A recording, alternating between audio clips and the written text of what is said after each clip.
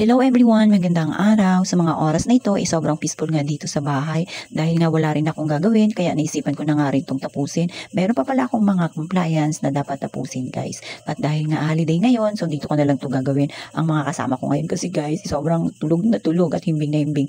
Dahil nga sa panahon ngayon, alam nyo ba, sobrang kulimlim. Ito namang si nanay, sinabayan niya na rin si Yayam. Dahil nga pagod na rin siguro ito si nanay, kakahabol-habol dito kay Yayam. At talaga namang napakahirap mag-alaga ng bata. Kaya ayan nga, hinayaan ko na nga lang guys, at ito nga niiwan pa nila na naka-open. Ito yung TV, kaya ako na nga lang yung magsasara. Ang importante guys is nakapagpahinga silang dalawa, at ito nga tingnan nyo nga yung panahon natin, mukhang nakasimangot na naman gawa ng meron nga tayong bagyong paparating. Buti na nga lang guys, sa mga oras na ito wala pa talagang ulan, at kaya nga sabi ko nga may pupuntahan tayo ngayon guys dahil inuutusan tayo ni bossing, nakukuha tayo ng bigas, kaya samahan nyo ako. Saglit lang naman akong aalis dahil nga hindi ko pa rin natatapos yung aking ginagawa dun sa taas. Kailangan ko kasing kunin at baka mamaya makalimutan ko nga sa sobrang busy. Alam nyo naman tayo, konting minuto nga lang yung ating biyahe at nakarating nga tayo dito sa ating pagkukunan. Iniwan nga lang to guys dito sa aming opisina, kaya ayan, kinuha ko na rin. Konti nga lang yan guys, 25 kilos lang yan, kaya sabi ko ikasyang-kasya na yan dito sa motor. Kaya ayan guys, tingnan nyo, may paayos-ayos pa nga ako dyan.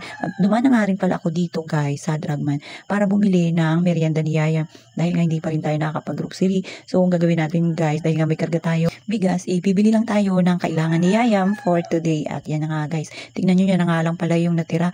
Paborito niya kasi ito, yung Alaska na ito guys, o para siyang juice na kulay orange. Kaya lang, mabuti na nga lang nakakuha pa tayo ng isang pack, pero sabi ko nga sa kuya baka meron pa silang naitabi or mga stock, kaya yan pala nga ang hanap-hanap niya, tinulungan pa tayo pero wala talaga. Dahil nga siguro sobrang sarap nga nito guys, maraming ang bumibili. Bumili na nga rin pala ako ng pailan-ilan lang para sa bulinggit natin, para naman kahit papaano meron siyang ngatangatain habang nanonood ng TV at patakbo-takbo nga sa bahay. At ito nga guys, buti na nga lang sa mga oras na ito talagang oras di peligro. Stay yun guys, yung oras ng pagpapahinga. Kaya kung inyong mapapansin, halos konti lang talaga yung tao dito na namimili. Talaga namang magandang bumili or mamili sa ganitong oras guys, kasi nga hindi siya masikip at kukunti lang yung tao, at syempre mabilis kang makakauwi. At ito, dumiretso na ako dito sa bahay. At yun nga guys, pagdating ko, igising na rin nga pala si nanay kasi nga alam niyo naman yung tulog ng mga matatanda, konting idlip lang talaga namang satisfy na yan sila, makapagpahinga lang. At yan, nadatnan ko nga siya dyan guys na naglilinis.